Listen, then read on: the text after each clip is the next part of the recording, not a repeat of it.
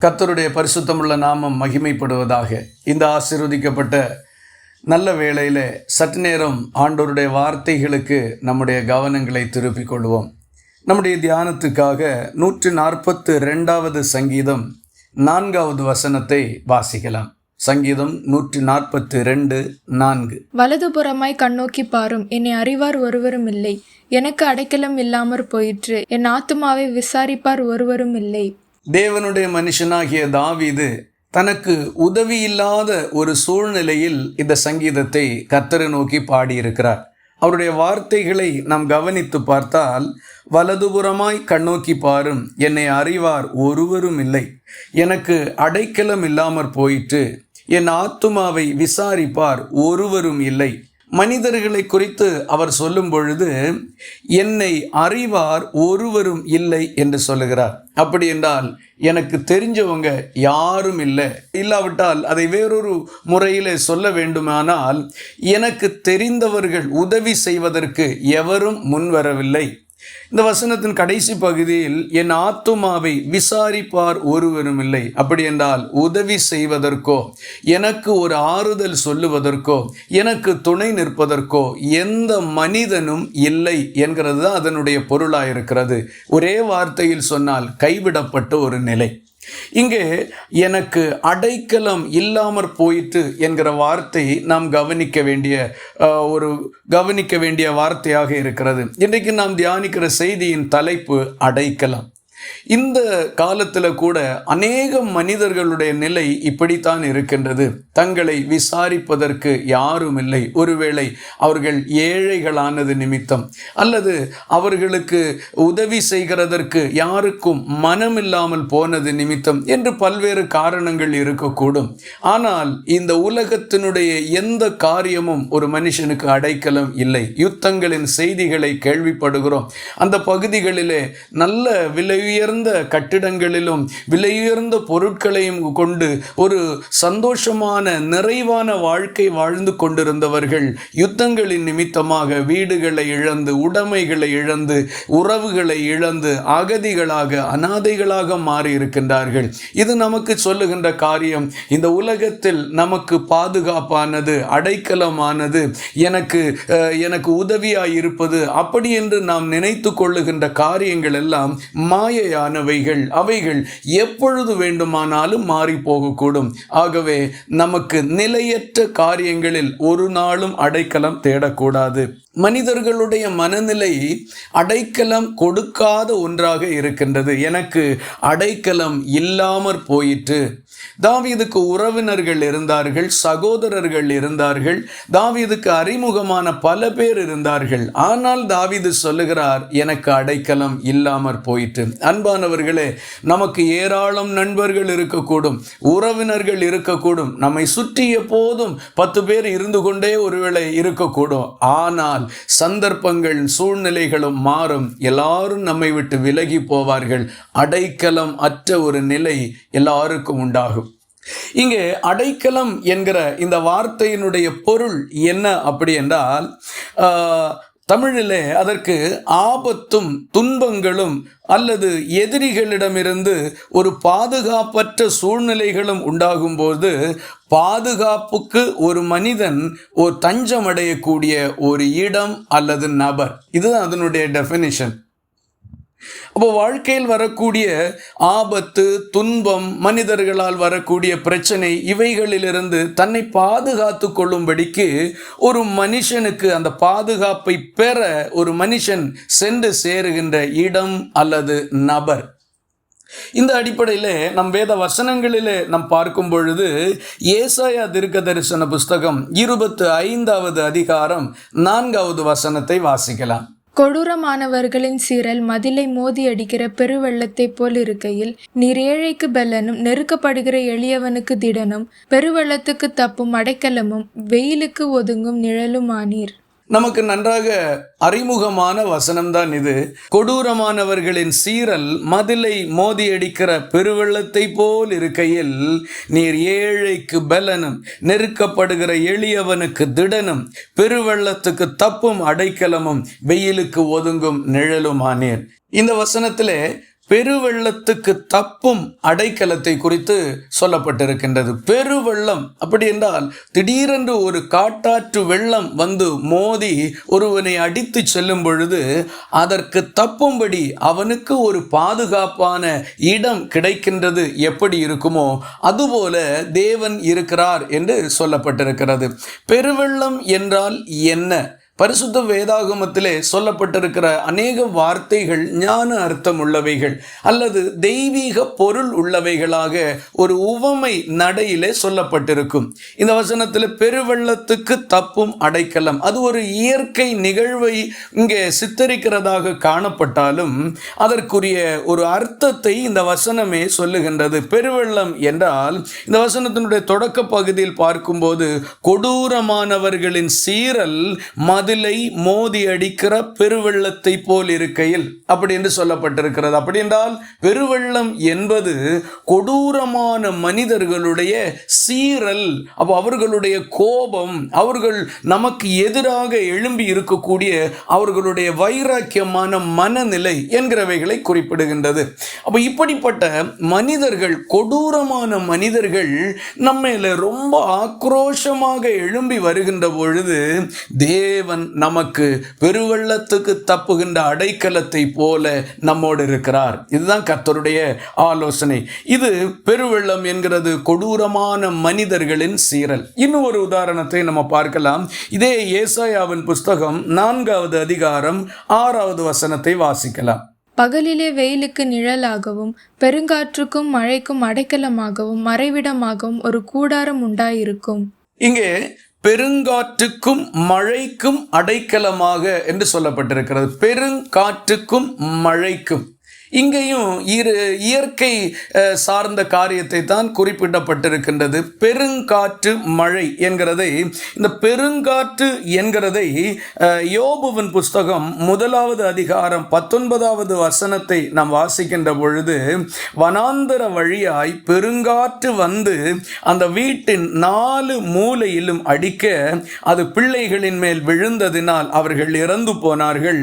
நான் ஒருவன் மாத்திரம் தப்பி அதை உமக்கு அறிவிக்கும்படி வந்தேன் என்றான். யோபுவினிடத்திலே அவனுடைய ஒரு வேலைக்காரன் வந்து சொல்லுகிறான், வனாந்தரம் வழியாய் பெருங்காற்று வந்து உம்முடைய பிள்ளைகள் இருந்த வீட்டின் 4 மூலைகளிலும் அது மோதினது, அந்த வீடு இடிந்து விழுந்தது, பிள்ளைகள் எல்லாரும் இறந்து போய்விட்டார்கள் என்கிற செய்தி. இங்கே பெருங்காற்று என்கிறது பிசாசினால் வருகிற சோதனையை காட்டுகின்றது. ஏற்கனவே ஏசாயா 25வது அதிகாரத்திலே பெருவெள்ளத்துக்கு தப்புகின்ற அடைக்கலம் என்று படிக்கிறோம். அந்த பெருவெள்ளம் என்கிறது கொடூரமான மனிதர்களின் சீறல், ஆக்கிரமிப்பு என்கிறதை நம்ம பார்க்கிறோம். அதே போல ஏசாயா 4வது அதிகாரம் 6வது வசனத்திலே பெருங்காற்றுக்கும் மழைக்கும் அடைக்கலம் என்று படிக்கிறோம். அந்த பெருங்காற்று என்பது பிசாசினால் வரக்கூடிய சோதனைகளை காட்டுகிறது என்கிறதை நாம் இங்கே பார்க்கிறோம். மனுஷனுடைய வாழ்க்கையில பிற தீய மனிதர்களாலும் நமக்கு பிரச்சனைகள் வரக்கூடும், அதுபோல பிசாசினாலும் பிரச்சனைகள் வரக்கூடும். எங்கிருந்து வந்தாலும் தேவன் நமக்கு அடைக்கலத்தை கொடுக்கிறவராயிருக்கிறார் என்கிறது தான் இந்த நாளிலே இந்த வார்த்தைகளிலிருந்து நாம் தியானிக்கக்கூடிய கர்த்தருடைய ஆலோசனையாக இருக்கின்றது. இனி இந்த அடைக்கலங்களை குறித்து எந்தெந்த விதங்களிலே தேவன் மனிதனுக்கு அடைக்கலத்தை வைத்திருக்கிறார் என்கிறதை நாம் இங்கே பார்க்கலாம். எண்ணாகமம் 35வது அதிகாரம் 6வது வசனத்தை வாசிக்கலாம். நீங்கள் லேவியருக்கு கொடுக்கப்படும் பட்டணங்களில் அடைக்கலத்துக்காக 6 பட்டணங்கள் இருக்க வேண்டும். கொலை செய்தவன் அங்கே தப்பி ஓடி போகிறதற்கு அவர்களை குறிக்க கடவீர்கள். அவைகளே அல்லாமல் 42 பட்டணங்களை அவர்களுக்கு கொடுக்க வேண்டும். இங்கே முதலாவதாக பட்டணங்களின் அடைக்கலம் என்கிற தலைப்பை கொண்டு நாம் தியானிக்கலாம். பட்டணங்களின் அடைக்கலம். பொதுவாக கிராமங்கள், பட்டணங்கள், வீடுகள் என்கிறது மனிதர்களுக்கு பெரிய அடைக்கலமாக இருக்கின்றது. வீடு என்பது இரவு நேரத்திலும் பகல் நேரத்திலும் பிற உயிரினங்களிடமிருந்தும் தீய மனிதர்களிடமிருந்தெல்லாம் நம்மை இயற்கையிலிருந்தெல்லாம் பாதுகாத்து கொள்வதற்கு நமக்கு வீடுகள் இருக்கின்றது. பட்டணங்கள் என்னும் போது ஒரு தனி மனிதனுடைய வீடல்ல, சுற்றிலும் பல வீடுகள் அமைந்திருக்கும். அயலாருடைய பாதுகாப்பு, உறவினர்களுடைய பாதுகாப்பு, இப்படி அந்த சுற்றி இருக்கக்கூடிய மனிதர்களால் வரக்கூடிய பாதுகாப்பு இது ஒரு பட்டணத்தில் அல்லது கிராமத்தில் உண்டாயிருக்கும். இன்னும் பெரிய பட்டணங்கள் என்று சொல்லி நம்ம பார்த்தோம் என்றால் பெரிய பட்டணங்களை சுற்றி பெரிய மதில் சுவர் கட்டப்பட்டிருக்கும். அப்போ எதிரிகளே நினைத்தால் கூட லகுவாக அந்த பட்டணத்துக்குள் வந்துவிட முடியாது. இப்படி ஆண்டவர் தம்முடைய ஜனங்களுக்கு பட்டணங்களின் அடைக்கலத்தை வைத்திருந்தார். அப்போ பட்டணங்களின் அடைக்கலம் என்பது சுற்றி இருக்கக்கூடிய உறவினர்கள், அயலகத்தாருடைய ஒரு பாதுகாப்பு அல்லது அடைக்கலம். இன்னும் பட்டணத்தை சுற்றி கட்டப்பட்டிருக்கக்கூடிய மதில் சுவரனுடைய பாதுகாப்பு அல்லது அடைக்கலம். இப்படி மிக நேர்த்தியான ஒரு அடைக்கலம் பட்டணத்திலே, பட்டணங்கள் தோறும் ஜனங்களுக்கு தேவன் அமைத்திருந்தார். இங்கே வாசிக்கிற போது நீங்கள் லேவியருக்கு கொடுக்கும் பட்டணங்களில் அடைக்கலத்துக்காக 6 பட்டணங்கள் இருக்க வேண்டும். ஆண்டவர் என்ன சொன்னார் அப்படி என்றால், எல்லாருக்கும் 12 கோத்திரங்களுக்கும் பட்டணங்கள் கொடுக்கப்பட்டிருக்கின்றது.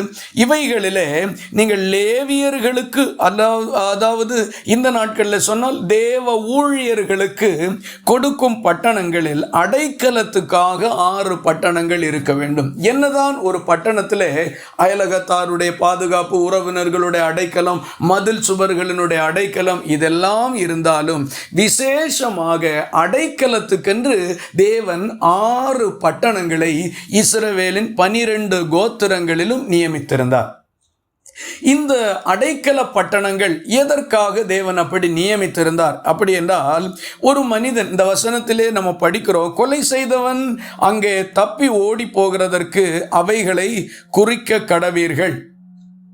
அப்போ ஒரு மனிதன் இப்போ தவறுதலாக எதேச்சையாக ஒருவனை கொல்ல நேரிடுகிறது என்று வைத்துக் கொள்வோம்.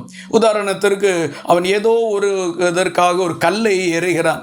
எதிர்பாராமல் அந்த ஒரு மனிதன் குறுகே வருகிற போது அவன் மேல் பட்டு அந்த மனிதன் மரித்து போகிறான். இவன் திட்டமிட்டு செய்ததல்ல, கைப்பிசகாக அல்லது எதிர்பாராத விதத்திலே நடந்த ஒரு காரியம் அது. இன்னுமாக ஒரு மனிதன் கோடரியால் ஓங்கி விறகை அல்லது ஒரு மரத்தை வெட்டி கொண்டிருக்கின்றான். இந்த வேலை செய்து கொண்டிருக்கின்ற போது கைப்பிசகாக இவனுடைய கையிலிருந்து தவறி அந்த கோடரி வேறொரு மனிதன் மேல் பட்டு அந்த மனிதன் மரித்து போய்விட்டால் கூட இதுவும் எதேச்சையாக நடந்த ஒரு காரியம். ஆகவே இந்த சூழ்நிலையிலே பாதிக்கப்பட்டவர்களிடத்திலிருந்து கொலை செய்த மனிதனை மறுபடியும் கொன்று போடும்படிக்கு அவனுடைய உறவினர்கள் எழும்புவார்கள். வேதம் சொல்லுகிறது, ஒருவன் கொலை செய்தால் அவன் கொல்லப்பட வேண்டும். பழைய ஏற்பாட்டினுடைய பிரமாணம் கண்ணுக்கு கண், பல்லுக்கு பல் என்பது. ஒருவனை கொன்றவன் அவனுடைய உறவினர்களால் கொல்லப்பட வேண்டும். இதுதான் பிரமாணம். ஜனங்களை அந்த நாட்களில் முரட்டு குணமுள்ளவர்களாயிருந்த ஜனங்களை ஆண்டவர் நல்வழிப்படுத்துவதற்காக இந்த பிரமாணங்களை கொடுத்திருந்தார். இப்படிப்பட்ட சூழ்நிலையிலே ஒருவன் எதேச்சையாக நடந்து விட்டாலும் அவனை பிற மனிதர்கள் கொன்று விடுவார்கள் என்கிறதுனால் இப்படிப்பட்டவர்கள் மட்டும் ஓடி இந்த பட்டணத்திற்குள் வந்துவிட வேண்டும். இந்த பட்டணத்திற்குள் புகுந்து அவனை யாரும் ஒன்றும் செய்து கொள்ள முடியாது. அவன் பாதுகாப்பாக அந்த பட்டணத்திற்குள் இருக்கலாம். இது தேவனுடைய கட்டளை. இதை எல்லா ஜனங்களும் மதித்து நடந்தார்கள். அடைக்கல பட்டணத்திற்கு உள்ளே சென்று யாரும் யாரையும் எதுவும் செய்ய முடியாது. இப்படி ஒரு சூழ்நிலையை கர்த்தர் ஜனங்களுக்கு கொடுத்திருந்தார். பாருங்களேன், நம்முடைய தேவன் தம்முடைய பிள்ளைகள் மேல் எவ்வளவு அக்கறை உள்ளவராக இருக்கின்றார், எவ்வளவு கரிசனை உள்ளவராக இருக்கின்றார். இப்படி இந்த பட்டணங்கள் அடைக்கல பட்டணங்கள் என்று அழைக்கப்பட்டிருக்கின்றது. இது பழைய ஏற்பாட்டின் காலத்திலே தேவனால் நியமிக்கப்பட்டிருந்தது. இதை புதிய ஏற்பாட்டு காலத்தோடு எப்படி ஒப்பிட்டு பார்ப்பது? புதிய ஏற்பாட்டு காலத்திலே இதற்கு என்ன பொருள்? வாசிக்கலாம். எபிரேயருக்கு எழுதின நிருபம் 6வது அதிகாரம் 18வது வசனம். நமக்கு முன் வைக்கப்பட்ட நம்பிக்கையை பற்றி கொள்ளும்படி அடைக்கலமாய் ஓடி வந்த நமக்கு 2 மாறாத விசேஷங்களினால் நிறைந்த ஆறுதல் உண்டாகும்படிக்கு எவ்வளவேனும் பொய்யுரையாத தேவன் அப்படி செய்தார். இங்கே அடைக்கல பட்டணத்தை நினைவு கூர்ந்து அல்லது மனதில் வைத்து இந்த வசனம் சொல்லுகிறது, நமக்கு முன் வைக்கப்பட்ட நம்பிக்கையை பற்றி கொள்ளும்படி. நம்பிக்கை என்ன? அடைக்கல பட்டணத்திற்குள்ளே நான் ஓடி சென்று அதற்குள்ளே சென்று விட்டேன், ஆனால் யாரும் எனக்கு எந்த தீங்கும் செய்ய முடியாது. இது நம்பிக்கை. அப்போ நமக்கு முன் வைக்கப்பட்ட நம்பிக்கையை பற்றி கொள்ளும்படி அடைக்கலமாய் ஓடி வந்த நமக்கு 2 மாறாத விசேஷங்களினால் நிறைந்த ஆறுதல் உண்டாகும்படி எவ்வளவேனும் பொய்யுரையாத தேவன் அப்படி செய்தார். அப்போ ஒரு அடைக்கல பட்டணத்திற்குள்ள ஓடி வருகிறவனுக்கு நிறைவான ஆறுதல் உண்டாகிறது. அவன் நம்பிக்கையிலே தேறுதல் அடைந்து கொள்ளுகின்றான். இதுதான் இந்த வசனம் சொல்லுகிறது. அப்படி என்றால் நாமோ தேவனுடைய ஜனங்களுக்கு கர்த்தர் இன்றைக்கு ஓடி வந்து அடைக்கலம் புகுந்து கொள்ளும்படி ஒரு இடத்தை நியமித்திருக்கிறார். எபேசியருக்கு எழுதின நிருபம் 2வது அதிகாரம் 19வது வசனம் நமக்கு சொல்லுகிறது, ஆகையால் நீங்கள் இனி அந்நியரும் பரதேசிகளுமாயிராமல் பரிசுத்தவான்களோட ஒரே நகரத்தாரும் தேவனுடைய வீட்டாருமாயிருந்து என்று குறிப்பிடுகிறார். இந்த 2 வசனங்களும் சொல்லுகிறது, இன்றைக்கு அடைக்கலமாய் ஓடி வந்திருக்கிறவர்களுக்கு அடைக்கல பட்டணமாய் தேவனுடைய சபை இருக்கின்றது. ஆங்காங்கே கர்த்தர் தம்முடைய பரிசுத்தவான்களை கொண்டு சபைகளை நிறுவி இருக்கிறார். இவைகள் இன்றைக்கு அடைக்கல பட்டணங்களாக எல்லா மனிதர்களுக்கும் இருக்கின்றது. கவனிக்க வேண்டும். முதலாவதாக பழைய ஏற்பாட்டில் 6 அடைக்கல பட்டணங்கள் எபிரேயர்களுடைய 12 கோத்திரங்களுக்காக மட்டும் வைக்கப்பட்டிருந்தது. மற்ற ஜாதி இன தேச மக்களுக்கு தேவன் அப்படி வைக்கவில்லை. ஆனால் புதிய ஏற்பாட்டின் காலத்திலே ஆண்டவர் எல்லாருக்கும் ஒரு அடைக்கல பட்டணத்தை வைத்திருக்கிறார். அதுதான் ஆண்டவருடைய சபை. எந்த இடத்துல வேண்டுமானாலும் அவன் போய்கொள்ளலாம். உதாரணத்துக்கு ஒரு அடைக்கல பட்டணம் என்கிறது நம்ம ஊர் பக்கத்தில் இருக்கக்கூடிய ஏதோ ஒரு பட்டணத்தினுடைய பெயரை நினைத்து கொள்வோமே. அந்த அருகில் இருக்கக்கூடிய தொலைதூரங்கள் இருக்கக்கூடிய கிராமங்களில் இருந்தெல்லாம் அங்கதான் அடைக்கலமாய் அவன் ஓடி வர வேண்டும். ஆனால் இன்றைக்கு அந்த நிலை இல்லை. ஆண்டவர் எல்லா இடங்களிலும் சபைகளை வைத்திருக்கிறார். எப்ப வேண்டுமானாலும் எந்த இடத்தில் இருந்தாலும் அவன் ஏதோ ஒரு சபைக்குள்ள அடைக்கலமாய் புகுந்து கொள்ளுகிறதற்கு முடியும். கர்த்தர் அப்படிப்பட்ட ஒரு நல்ல மேலான பாக்கியத்தை நமக்கு வைத்திருக்கிறார். ஆகவே நாம் இனி அந்நியரும் பரதேசிகளும் ஆயிராமல் பரிசுத்தவான்களோட ஒரே நகரத்தார். நம்ம ஏற்கனவே பார்த்தோம், நகரம் அல்லது பட்டணம் எல்லாம் ஒரே காரியத்தை குறிப்பிடுகிறது தான். அப்படியானால் பட்டணத்திற்குள்ளே பாதுகாக்கிற கர்த்தர், நாம் இனி பரிசுத்தவான்களோட ஒரே பட்டணத்தாராக இருக்கின்றோம். எத்தனை பெரிய ஒரு பாக்கியம்! அடைக்கலம் இல்லாதவர்களாகிய நமக்கெல்லாம் ஆண்டவர் பரலோகத்தின் தேவன் ஒரு மேலான அடைக்கலத்தை கொடுத்து வைத்திருக்கிறார். ஒரே நகரத்தார், தேவனுடைய வீட்டார். அப்போ வீடு அடைக்கலம், அதுபோல ஒரு மனிதனுக்கு பட்டணம் அடைக்கலமாயிருக்கிறது. வீடு யாருடைய வீடு என்றால் தேவனுடைய வீடு. சபை என்பது தேவனுடைய வீடு. அங்கே கர்த்தர் தான் எல்லாருக்கும் தகப்பனாய் இருக்கிறார். அவர்தான் எல்லாருக்கும் எஜமானனாக இருக்கிறார். ஆகவே தேவனுடைய வீடு, சபை என்பது தேவனுடைய வீடு. அதுபோல சபை என்பது ஒரு பரிசுத்தவான்களுடைய ஒரு நகரமாக இருக்கின்றது. அது பூமியிலே அது அப்படித்தான் இருக்கின்றது. பல குடும்பங்கள் ஒரு சபையின் அங்கமாக இருக்கிறார்கள். அது ஒரு தெய்வீக நகரமாகத்தான் இருக்கிறது அல்லது பட்டணமாக இருக்கின்றது. இவை எல்லாவற்றிற்கும் மேலாக இயேசு சொன்னார், நான் போய் ஒரு ஸ்தலத்தை உங்களுக்கு ஆயத்தம் பண்ணுவேன். அந்த புதிய எருசலேம் ஆகிய பரிசுத்த நகரத்தை ஆயத்தம் பண்ணி கொண்டிருக்கிறார். அது ஒரு சபையாராகிய அழைக்கப்பட்ட தேவனுடைய பிள்ளைகளுக்குரிய மகிமையின் அடைக்கல பட்டணமாக இருக்கின்றது. அப்படியானால் இந்த கிறிஸ்தவ வாழ்க்கையில இந்த ரட்சிப்பின் அனுபவத்தை பெற்றுக்கொண்ட நம்முடைய வாழ்க்கையில தேவன் நமக்கு வைத்திருக்கிற மேலான சிலாக்கியங்கள் எவ்வளவு ஏராளமாய் இருக்கின்றது. இந்த பட்டணத்திலிருந்து இந்த அடைக்கல பட்டணம் எப்படி நமக்கு சபை ஒரு அடைக்கல பட்டணமாய் இருக்கின்றது? நமக்கு ஏன் அடைக்கலம் தேவையாக இருக்கின்றது? நாம் என்ன தவறு செய்திருக்கிறோம் அப்படி என்கிறதை நம்ம சிந்தித்து பார்த்தால், உங்கள் எதிராளியாகிய பிசாசானவன் கர்ஜிக்கிற சிங்கம் போல வகை தேடி சுற்றி திரிகிறான். எதற்கு? எவனை விழுங்கலாமோ என்கிற எண்ணத்தோடு. கவனியுங்கள், பிசாசானவன் யாரை விழுங்கலாம் என்று வகை தேடி சுற்றி திரிகிறான். இது பிசாசனுடைய ஒரு செயல். ஆகவே அவன் கைகளில் அகப்படாமல் பாதுகாப்பாக இருக்கும்படிக்கு சபை என்கிற அடைக்கலத்தை தேவன் கொடுத்திருக்கிறார். அங்கே தேவன் தலைவராக இருக்கிறார். அங்கே தேவ ஊழியர்கள் இருக்கிறார்கள். சபையார் ஒருவருக்காக ஒருவர் ஜெபிப்பார்கள். வேத வசனம் அவர்களுக்கு வேலியாய் இருக்கிறது. தேவனுடைய மகிமையுள்ள பிரசன்னம் அவர்களுக்கு பாதுகாப்பாக கூடாரமாய் மறைவிடமாய் இருக்கிறது. உன்னதமானவரின் மறைவில் இருக்கிறவன் சர்வ வல்லவருடைய நிழலில் தங்குவான். அங்கே கர்த்தர் தம்முடைய சிறகுகளை விரித்து அவர்களுக்கு அடைக்கலம் கொடுத்திருக்கிறார். இதற்குள்ளே சாத்தான் புகுந்து யாருக்கும் எந்த தீங்கும் செய்ய இயலாது. இயேசு சொன்னார், இந்த கல்லின் மேல் என் சபையை கட்டுவேன், பாதாளத்தின் வாசல்கள் அதை மேற்கொள்ளுவது இல்லை. பாதாளத்தின் வல்லமைகளால் மேற்கொள்ள முடியாத ஒரு மகிமையான சபையாகிய பரிசுத்தமான அடைக்கல பட்டணத்திற்குள்ளே ரட்சிக்கப்பட்டு ஒரு சபையில் அங்கமாயிருக்கிற ஒவ்வொரு ஆத்துமாவுக்கு கர்த்தர் இடத்தை கொடுத்திருக்கிறார். ஆகவே சாத்தான் உங்களை மேற்கொள்ள இயலாது. சாத்தான் உங்களுக்கு தீமை செய்ய இயலாது. நீங்கள் கர்த்தரின் பாதுகாப்பில் இருக்கிறீர்கள். இது ஆகவே சபை என்கிற அடைக்கல பட்டணங்களுக்கு ஒப்பாக இருக்கிறது. இங்கே யார் தப்பி ஓடி போகணும், நாம ஏன் தப்பி ஓடி போகணும் ஒன்று நம்ம பார்க்கிறோமே.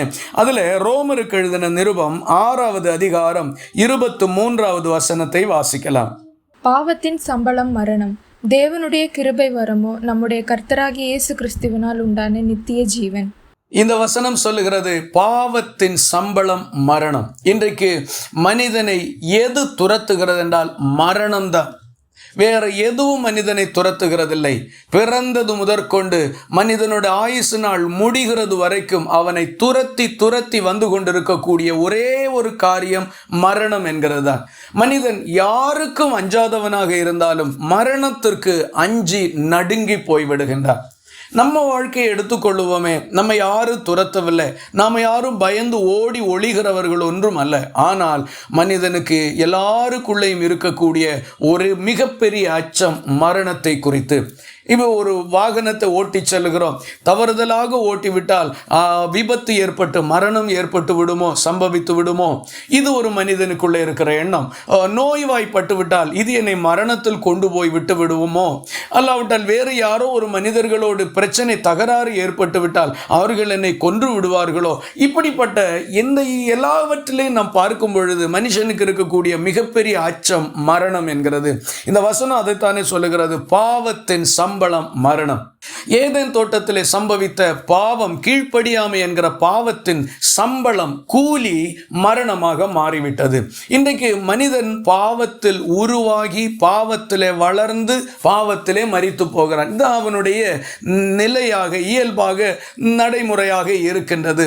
இதிலே இந்த பாவத்தின் சம்பளமாகிய மரணத்துக்கு தப்பி ஓடிக்கொண்டிருக்கிற மனிதர்களுக்கு ஆண்டவர் சபையை அடைக்கலமாக வைத்திருக்கிறார். இந்த வசனத்தினுடைய பகுதி மறுபகுதி சொல்லுகிறது, தேவனுடைய கிருபை வரமோ நம்முடைய கர்த்தராகிய இயேசு கிறிஸ்துவினால் உண்டான நித்திய ஜீவன். ரெண்டு வார்த்தைகள், பாவத்தின் சம்பளம் மரணம், மரணம் என்கிற வார்த்தை. தேவனுடைய கிருபை வரமோ கர்த்தராகிய இயேசு கிறிஸ்துவினால் உண்டான நித்திய ஜீவன். ஒரு பக்கம் மரணம் இருக்கின்றது, ஒரு பக்கம் ஜீவன் இருக்கின்றது.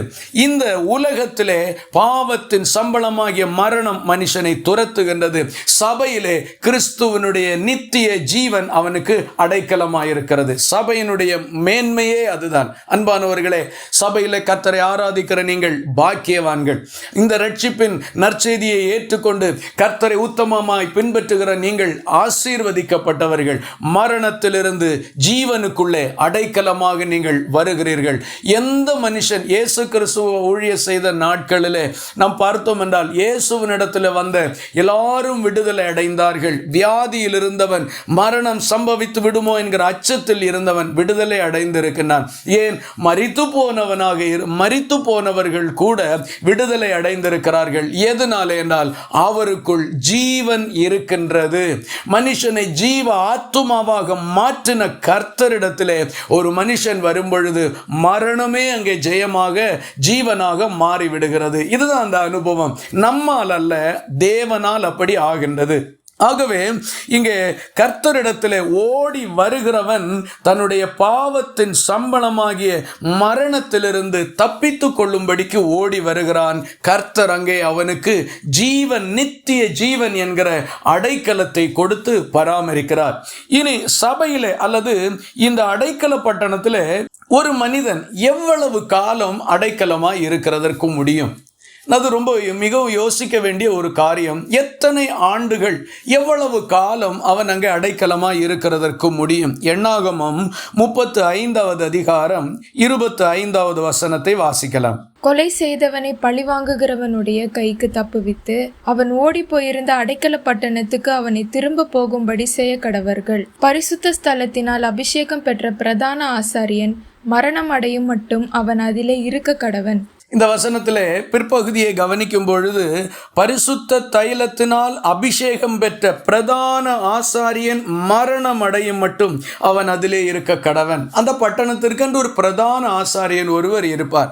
இந்த அடைக்கலமாக ஓடி போன மனிதன் அந்த அடைக்கல பட்டணத்திற்குள்ளே போகும் பொழுது யார் பிரதான ஆசாரியனாக இருந்தாரோ அந்த ஆசாரியன் மரணம் அடைகிற காலம் வரைக்கும் அவன் அங்கே இருக்கிறதற்கு முடியும். அதற்கு பிறகு அவன் விரும்பினால் அந்த பட்டணத்தை விட்டு அவன் வெளியே வரலாம். அப்போ நல்லா கவனிங்க, இந்த அடைக்கல பட்டணம் ஒன்று இருக்கிறது. அந்த பட்டணத்துக்கு ஒரு ஆசாரியன் இருக்கிறார். அந்த ஆசாரியன் இந்த ஆசாரியனுடைய காலத்தில் யாரெல்லாம் அடைக்கலமா இதற்குள் ஓடி வந்தார்களோ அவர்கள் எல்லாரும் இந்த ஆசாரியன் மரணம் அடைகிற காலம் மட்டும் அங்கே இருக்கலாம். அதற்கு பிறகு அவன் விரும்பினால் தன்னுடைய வீட்டிற்கு அவன் போய்விடலாம், அல்லாவிட்டால் அங்கே கூட அவன் இருந்து கொள்ளலாம். இது நமக்கு எதை காட்டுகிறது அப்படி என்றால், நம்முடைய ஆண்டவராகிய இயேசு கிறிஸ்து நமக்கு நித்திய பிரதான ஆசாரியராய் இருக்கிறார். எபிரேயருக்கு எழுதின நிருபம் 6வது அதிகாரம் 20வது வசனத்தை நாம் வாசிக்கும் பொழுது, நமக்கு முன்னோடினவராகிய இயேசு மெல்கிசேதேக்கின் முறைமையின்படி நித்திய பிரதான ஆசாரியராய் நமக்காக அந்த திரைக்குள் பிரவேசித்திருக்கிறார். இயேசு கிறிஸ்து நித்திய பிரதான ஆசாரியராய் இருக்கிறார். இயேசு கிறிஸ்து மரணமற்றவராக இருக்கிறார்.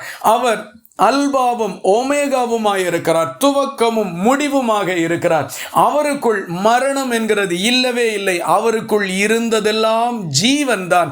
அந்த ஜீவன் தான் மனுஷருக்கு ஒளியாக மாறினது. ஆகவே முடிவில்லாதவராக, மரணம் இல்லாதவராக இருக்கிற இயேசு கிறிஸ்து நித்திய பிரதான ஆசாரியராய் சபைக்கு தலைவராக இருக்கிறார். ஆகவே இயேசு முடிவில்லாதவராய் இருக்கிறபடியினால் நீங்களும் இந்த சபையாகிய அடைக்கல பட்டணத்திற்குள்ளே வரக்கூடிய ஒவ்வொரு ஆத்துமாவும் நித்தியமாக அங்கேயே அவன் வாழுகிறதற்கு முடியும். ஒருவேளை இந்த உலகத்தில் ஆயுசு நாட்கள் முடிவடைந்து விட்டாலும் கிறிஸ்துவனுடைய சரீரத்தில் அவன் ஒரு அவயவமாய், ஒரு அங்கமாய் இருக்கின்றபடினால் மகிமையடைந்த சபையோடு அவன் நித்தியமாய் கர்த்தரோடு வாழுகிறதற்கு முடியும். அன்பானவர்களே, எத்தனை மகா மேன்மையான ஒரு சிலாக்கியமாக, பாக்கியமாக இது இருக்கிறது பாருங்கள். பட்டணங்களின் அடைக்கலம் என்கிறதிலே ஆண்டவர் சபையை அடைக்கலமாக வைத்திருக்கிறார். அதுபோல அந்த பட்டணத்திற்குள் தப்பி ஓடி போகிறவன் பாவத்தின் தண்டனையாகிய மரணத்தின் பிடியிலிருந்து தன்னை காப்பாற்றி கொள்ள ஓடுகிறது போல பாவத்தின் சம்பளமாகிய மரணத்திலிருந்து காப்பாற்றி கொள்ளுகிறதற்கு ஒரு மனிதன் ஓடி போய் அடைக்கலம் புகுந்து கொள்ளக்கூடிய ஒரே ஒரு இடம் இந்த பூமியில் இருக்குமானால் அது தேவனுடைய சபை மட்டுமே. அங்கே மட்டும்தான் ஜீவன் இருக்கின்றது.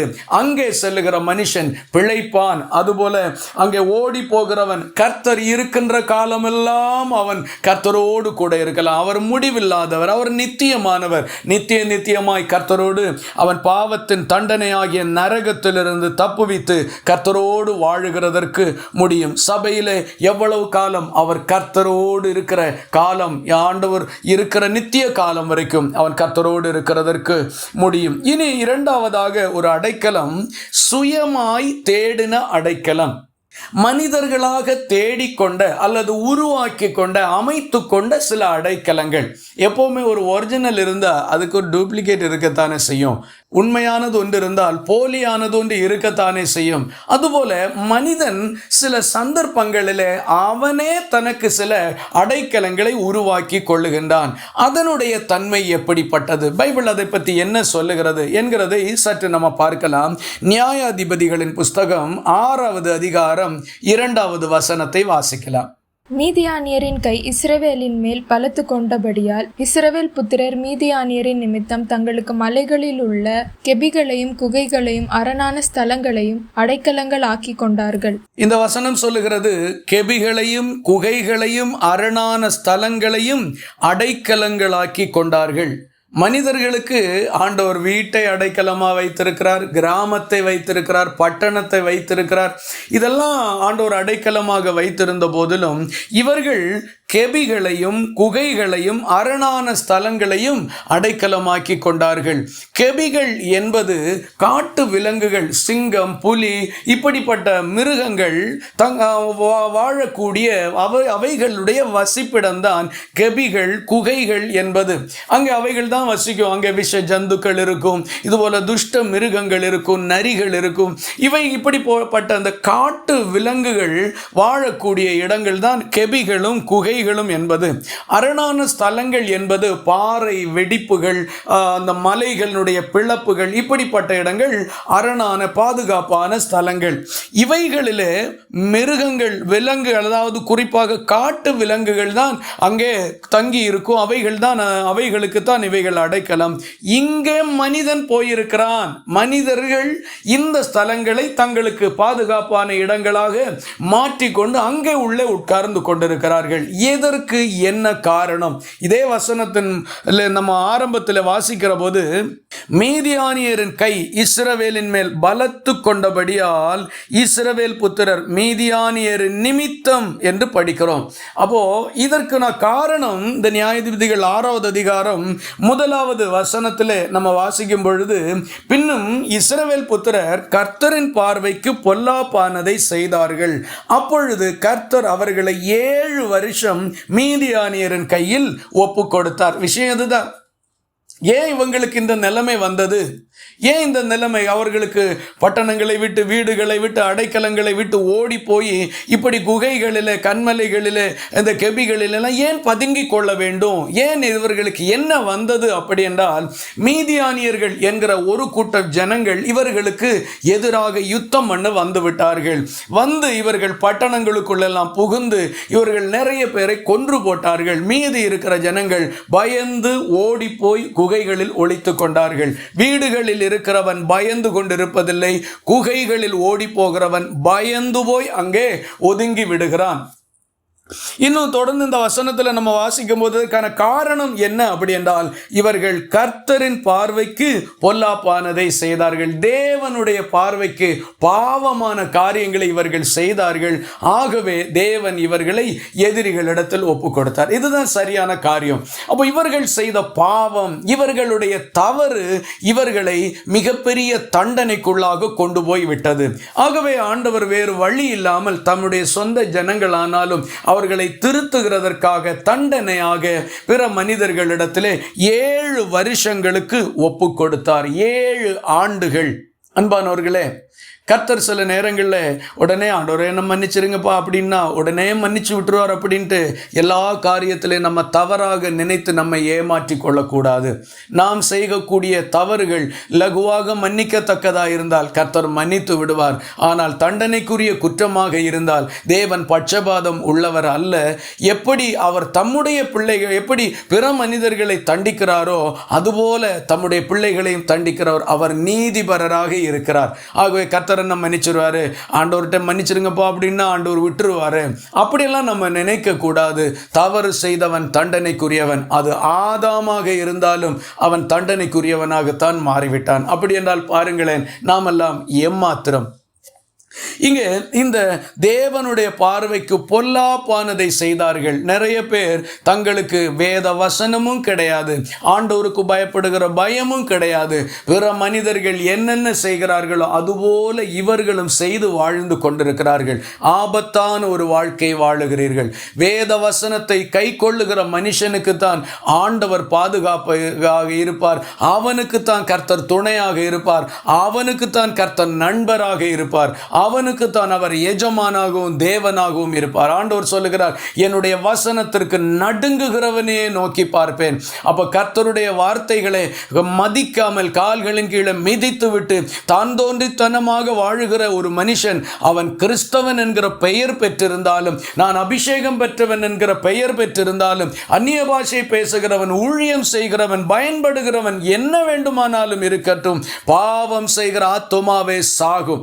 பாவம் செய்கிற மனுஷன், தவறு செய்த மனுஷன் தண்டனைக்கு உரியவனாகத்தான் இருக்கின்றான். கர்த்தர் அவனை தண்டியாமல் விடவே மாட்டார். இந்த வசனம் அதைத்தான் நமக்கு சொல்லி எச்சரிக்கின்றது. ஆகவே தான் தோன்றித்தனமான வாழ்க்கைகளை விட்டு விடுவோம், கர்த்தருக்கு பயந்து வாழுகிறதற்கு முன் வருவோம். பாவம் நம்மை மிகப்பெரிய இடுக்கணில் கொண்டு போய்விடும். இந்த ஜனங்களுக்கு பாருங்கள், தாங்கள் செய்த பாவமான வாழ்க்கை, தேவன் எச்சரித்தும் அதற்கு கீழ்ப்படியாமல் மதிக்காமல் வாழ்ந்த வாழ்க்கை அவர்களை தங்கள் சொந்த வீடுகளை இழக்கும்படி செய்தது, சொந்த பட்டணங்களை இழக்கும்படி செய்தது, அவர்களுக்கு இருந்த சொத்து நிலங்கள் ஆஸ்திகள் எல்லாவற்றையும் இழக்கும்படி செய்தது, அவர்கள் தேசத்தை விட்டு ஓடி போகக்கூடிய சூழ்நிலைக்கு தள்ளிவிட்டது.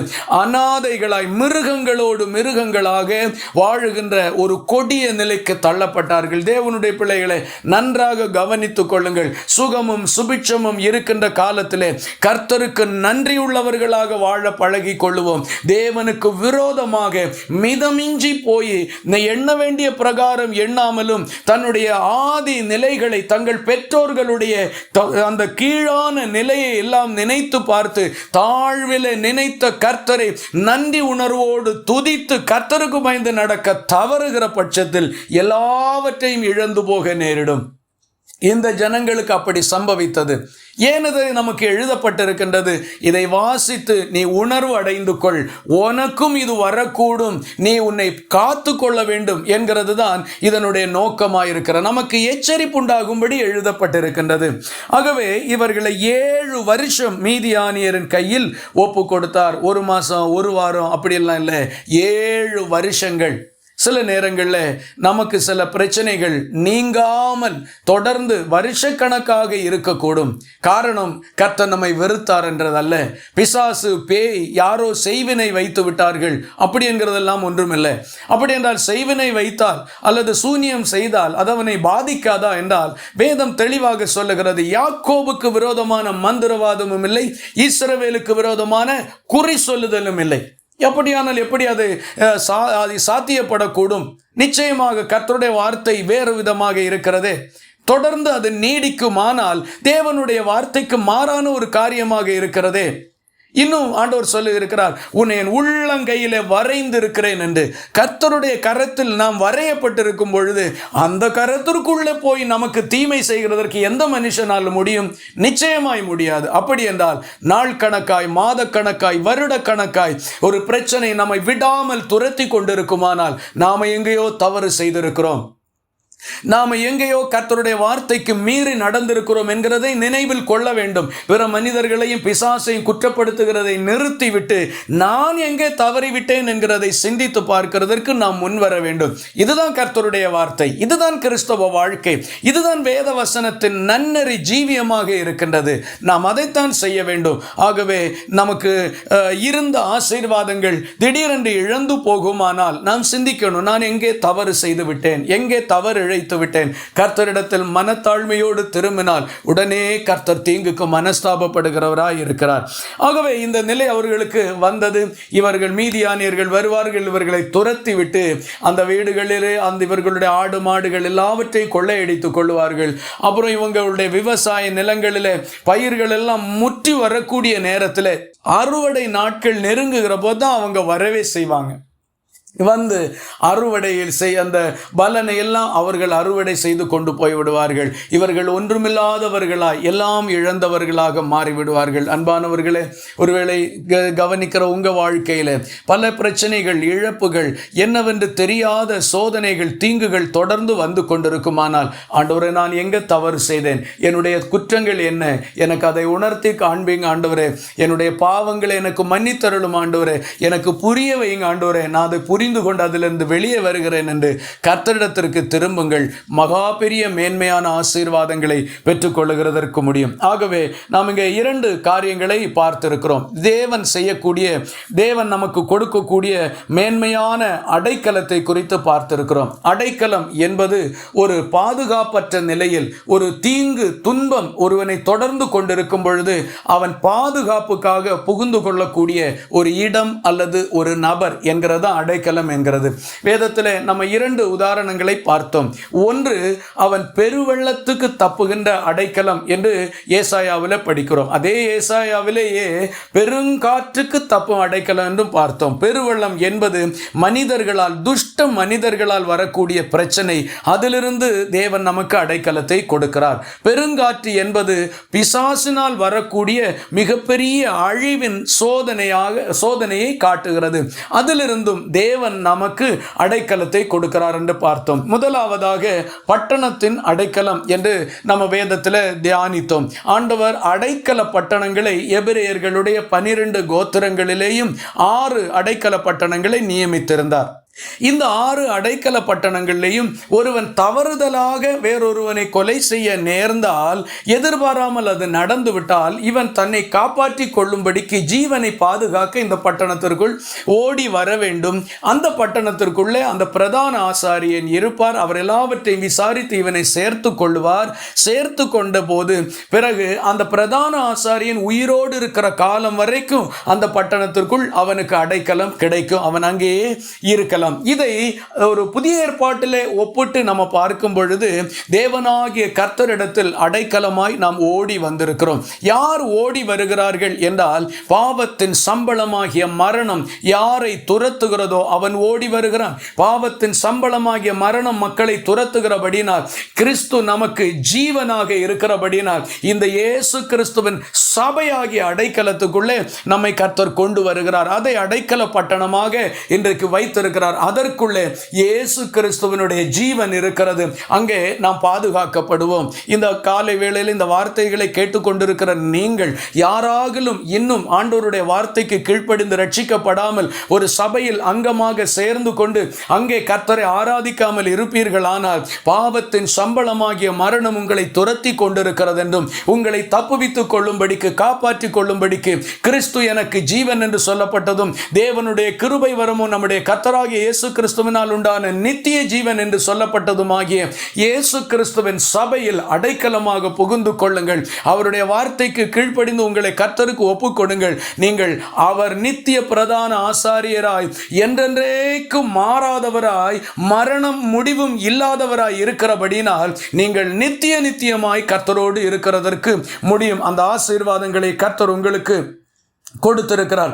இதுதான் கர்த்தர் கொடுத்திருக்கக்கூடிய பட்டணத்தினுடைய அடைக்கலம். அடுத்தது, சுயமாய் தேடிக்கொண்ட அடைக்கலம் என்கிறதை நம்ம பார்த்தோம். மனிதர்கள் இந்த அடைக்கலத்தை, தேவன் கொடுத்திருக்கிற இந்த பட்டணங்களை விட்டு விலகி வெளியே ஓடி போய் குகைகளிலும் கெபிகளிலும் மறைவிடங்களிலும் தங்களை ஒளிந்து கொண்டார்கள் என்று நம்ம வாசித்தோம். இதற்கான காரணம் என்ன? ஏன் இவர்கள் தங்கள் அடைக்கலத்தை விட்டு ஓடி போக நேரிட்டது?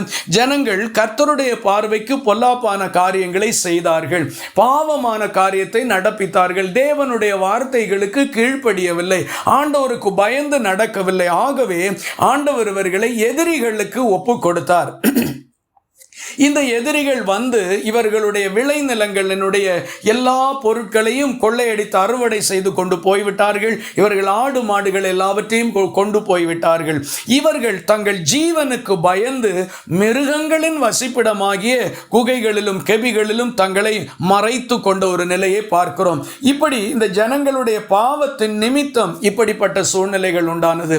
வாழ்க்கையில் இது இந்த இடத்துல மீதியானியர்களால் 7 ஆண்டுகள் அவர்கள் அவர்கள் இப்படி வருத்தப்பட்டார்கள். தொடர்ந்து வரக்கூடிய தீமைகள் உங்கள் வாழ்க்கையில் இருக்குமானால் ஆண்டவரிடத்திற்கு திரும்புங்கள். தவறுகளை உணர்ந்து அறிக்கை செய்து விட்டுவிடுங்கள். தன் பாவங்களை மறைக்கிறவன் வாழ்வடைய மாட்டான், அவைகளை அறிக்கை செய்து விட்டுவிடுகிறவனோ இரக்கம் பெறுவான் என்கிற வசனத்தின்படி கர்த்தர் உங்களுக்கு இரக்கத்தை கட்டளையிடுவார். இந்த 2 காரியங்களையும், தேவன் மனிதனுக்கு கொடுத்த பட்டணத்தின் அடைக்கலம், இரண்டாவதாக தேவன் கொடுத்த அடைக்கலத்தை இவன் மனிதன் செய்த பாவத்தின் நிமித்தம் இழந்து போக வேண்டிய நிலை ஏற்பட்டது. இது போன்ற ஒரு நிலை நமக்கு உண்டாகாதபடிக்கு கர்த்தருக்கு முன்பாக மனத்தாழ்மையோடு அவருடைய வார்த்தைகளுக்கு கீழ்ப்படிந்து வாழ்வோம். தேவன் கொடுத்த அடைக்கலத்தினுடைய மேன்மையான ஆசீர்வாதங்களை சுதந்தரித்துக் கொள்வோம். கர்த்தர் உங்களை ஆசீர்வதிப்பாராக. ஆமென்.